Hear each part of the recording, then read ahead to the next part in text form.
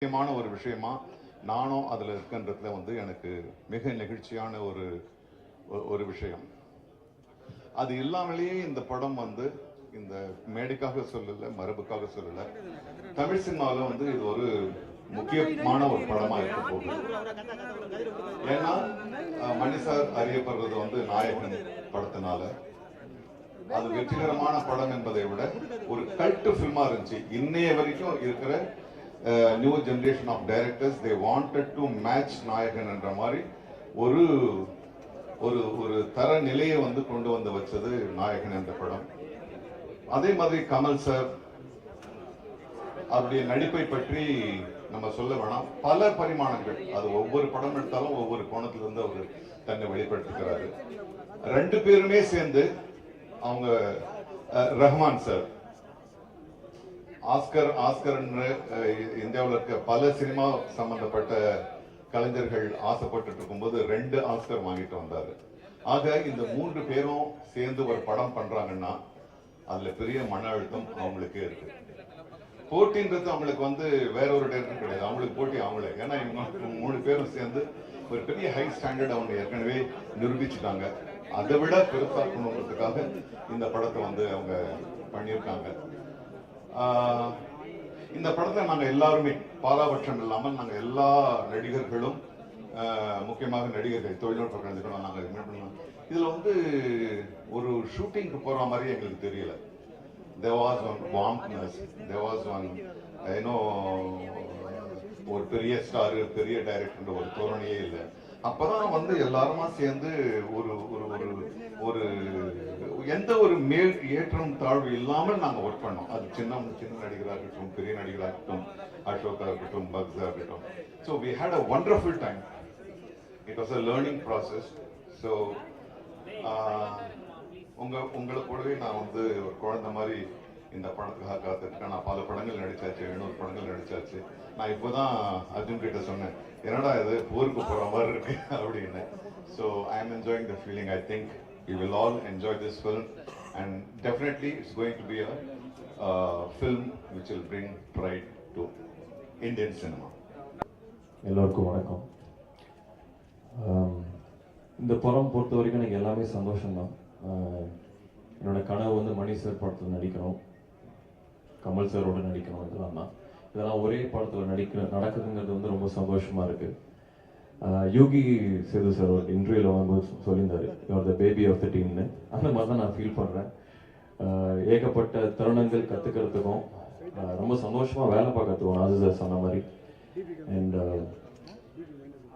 ஏகப்பட்ட லெஜெண்ட்ஸோட ஒரே படத்தில் எனக்கு சான்ஸ் கிடைச்சது. I'm just really happy.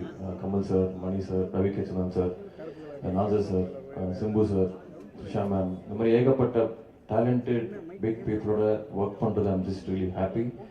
And இது எனக்கு ஒரு படம் இல்லை, this is a milestone for me. And உங்கள் எல்லாத்தையும் பார்த்ததில் எனக்கு ரொம்ப சந்தோஷம். தேங்க்யூ. நாளைக்கு ரிலீஸ் படம். ஸோ ஆக்சுவலாக கான்ஃபிடெண்ட்டாக இருக்கும், சந்தோஷமாக இருக்கும். இந்த படம் எல்லாருக்கும் ஒரு மிகப்பெரிய வெற்றி அடையணும்னு இறைவனை வேண்டிக்கிறேன். ஏன்னா ரொம்ப உழைப்பு போட்டிருக்காங்க. கமல் சார் வந்து ஆக்ஷனாக இருக்கட்டும், பெர்ஃபார்மன்ஸாக இருக்கட்டும், பின்னி படம் எடுத்திருக்காரு. எல்லாருமே அவங்களோட ஒர்க்கை ரொம்ப கஷ்டப்பட்டு பண்ணியிருக்காங்க. ஸோ எங்கள் டீம் சார்பாக நீங்கள் எல்லாரும் வந்து படம் பார்த்து என்ஜாய் பண்ணுவீங்கன்னு நம்புகிறோம். Thank you so much. அனைவருக்கும் வணக்கம். இந்த எங்கள் பயணத்தில் ஆரம்பம் முதல் எங்களை தாங்கி பிடித்து இந்த மேடை வரை கொண்டு சேர்த்ததில் பெரும் பங்கு உங்களுக்கும் உள்ளது. அது மறக்க முடியாத உண்மை. நீங்க எப்ப வேணா இது எப்படி இருக்குன்னு தெரியலன்னு ஒரு அங்கலாய்ப்புடன் யாருமே பேசலைங்கிறது எங்களுக்கே ஆச்சரியமா இருந்தது. வழக்கமா அப்படி பார்ப்போம் வரட்டும் அப்படின்றது. அதுக்கு முன்னாடி நீங்களே அதை உங்கள் எதிர்பார்ப்பை உங்கள் கண்களின் மூலம் காட்டுகிறீர்கள். எனக்கு என்னுடைய யூனிட்டை பார்க்கும்போது முகதாட்சியம் கருதி நல்லா இல்லைங்கிறத நல்லா இல்லைன்னு சொல்ல மாட்டாங்க, நல்லா இருக்குங்கிறத ஒரு தியேட்டர் ரசிகர் மாதிரி கை தட்டி விசில் இல்லாமல் அடிக்க முடியும். அதனால இப்போ நல்லா இருக்கு சார் அப்படின்னு சொல்லிட்டு போயிடுவாங்க. கொஞ்சம் அழுத்தி தான் வாசிப்பாங்க. ஆனால் நான் அவங்க கண்ணை பார்த்துக்கிட்டே இருப்பேன். ஏன்னா அவங்க எல்லாருமே சீசன்டு பீப்புள். இதில் இங்கே வந்து கற்றுக்கலாம்னு வந்தோம் சார்ங்கிறவங்க யாருமே இதை கற்றுக்கிட்டு வந்தவங்க தான். டெக்னீஷியன்ஸாக இருக்கட்டும், நடிகர்களாக இருக்கட்டும், அவங்க கூட வேலை செய்யும்போது அவங்கள் முகத்தில் பார்க்குற சந்தோஷத்தை அது அப்படியே ஒரு பெரும் தொற்று, அது யூனிட்டுக்கே தொற்றிக்கிச்சு. அதை உங்களுக்கும் வழங்க வேண்டும் என்பதுதான் எங்கள் ஆசை. எங்களுக்கு வந்து வேற பெரிய பெருமைகள் இப்படி பண்ணியிருக்கோம் அப்படி பண்ணியிருக்கோம் பேசுறதை விட ஒரு க்ளோஸ்அப், அது சிம்பு சார் தான் இருக்கட்டும், இல்லை ஒரு சின்ன பையன் தான் இருக்கட்டும், அது எடுக்கிறதுக்கு ஒரு 50 பேர் வேலை செய்வாங்க. திரை பூரா ஒரு முகம் தான் இருக்கும். அது அப்படி அதுக்கே அப்படின்னா இதில் நீங்கள் பாருங்க, காரை புரட்டி போட்டு தமிழ் சினிமாவையும் புரட்டி போடணுங்கிறது தான் எங்களுக்கு ரொம்ப நாள் ஆசை. அதை செய்ய முயற்சி பண்ணிகிட்டே இருக்கோம். எல்லா நேரமும் தூக்க முடியாது, யாராவது உதவிக்கு வேணும். புரட்டி போடுறதுன்னு பெரிய விஷயம். கொஞ்சமாவது அதை நகர்த்தலாம் நாங்கள் விரும்பும் திசை நோக்கி அப்படின்னதுல இதில் எங்களுக்கு கிடைச்ச படை வீரர்கள் நிறைந்த படை. அதுவும் பிஹைண்ட் த சீன்ஸில் நீங்கள் பார்த்தது வந்து ஒரு கிளிம்ஸ் தான். ட்ரெயினில் வேகமாக போகும்போது சீனரி தெரிகிற மாதிரி உங்களுக்கு தெரியும். நாங்கள் கிட்ட ஜங்ஷனில் நின்று எல்லாரையும் வண்டியில் ஏற்றிக்கிட்டு வந்தவங்க எத்தனை பேர் உழைத்திருக்கிறார்கள். இன்டர்நேஷ்னல் தரத்தில் இருக்கும் எங்கள் டெக்னீஷியன்ஸ். நிஜமாவே வெளிநாட்டில் இருந்து வந்து வேலை செஞ்சவங்க, இங்கிருந்து வேலை செஞ்சவங்க வெளிநாட்டுக்காரனை பாராட்டுற அளவுக்கு வேலை செஞ்சுருக்காங்கிறது தான் என்னுடைய தாழ்மையான கருத்து. உதாரணம், மணிரத்னம் சாரை பற்றி சொல்ல வேண்டாம். மணிரத்னம் ஃபிலிம் அப்படின்னு போட்டுக்கொள்வதற்கான எல்லா தகுதியும் கிட்டத்தட்ட 40 வருஷத்துக்கு முன்னாடியே அவர் பெற்றுட்டார். இது இட்ஸ் அ மணிரத்னம் ஃபிலிம். இவர்களைப் போலவே எனக்கு அவர் படத்தில் நடிப்பது, நாசருக்கு நாயகன் போது எப்படி இருந்ததோ அந்த மாதிரி இருந்தது எனக்கு. ஏன்னா நான் பார்த்த அந்த இளைஞர் மணி இன்னைக்கு ஞானியாக, சினிமா ஞானியாக மாறி இருக்கிறார். எனக்கு பட்டம் கொடுத்துருக்கிறாங்க அந்த மாதிரி. ஸோ அவர் கூட வேலை செய்கிறது எனக்கு குதூகலமாக இருந்தது என்பதுதான் உண்மை. அது எல்லாருக்கும் தெரியும், படம் பார்க்கும்போது தெரியும். அந்த எங்கள் செட்டில் இருந்து எங்களை பார்த்தவங்களுக்கும் அது புரியும். இதில் இருக்கிற டெக்னீஷியன்ஸ், எடிட்டர், ஒரு ட்ரெய்லர்லேயே தூக்கிட்டாங்க மணியும் அவரும் சேர்ந்து. அது அது ஒரு சூப்பர் ஹிட் பண்ணிட்டாங்க.